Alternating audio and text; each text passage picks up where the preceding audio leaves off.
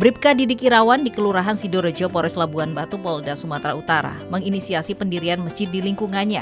Berawal dari semakin banyaknya jamaah yang ke masjid dan masjid tidak lagi dapat menampung para jamaah karena bangunannya yang cukup sempit. Akhirnya Bribka Didik berunding dengan kepala desa dan tokoh yang ada di Kelurahan Sidorejo untuk pengembangan masjid yang ada di wilayahnya. Setelah berunding dan mengadakan pemilihan ketua BKM Badan Kemakmuran Masjid, akhirnya Bribka Didik ditunjuk sebagai ketua BKM pada tahun 2019. Berbagai usaha untuk pembangunan masjid dilakukan selain dari dana dan warga sekitar.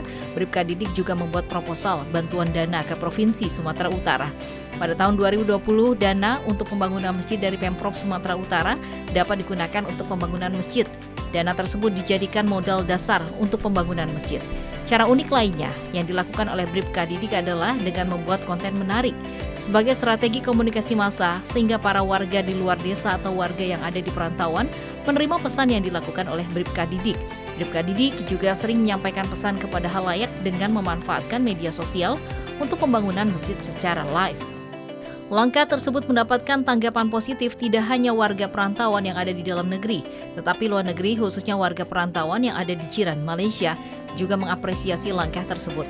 Bahkan mereka ikut menyumbangkan sebagian rezeki mereka untuk pembangunan masjid.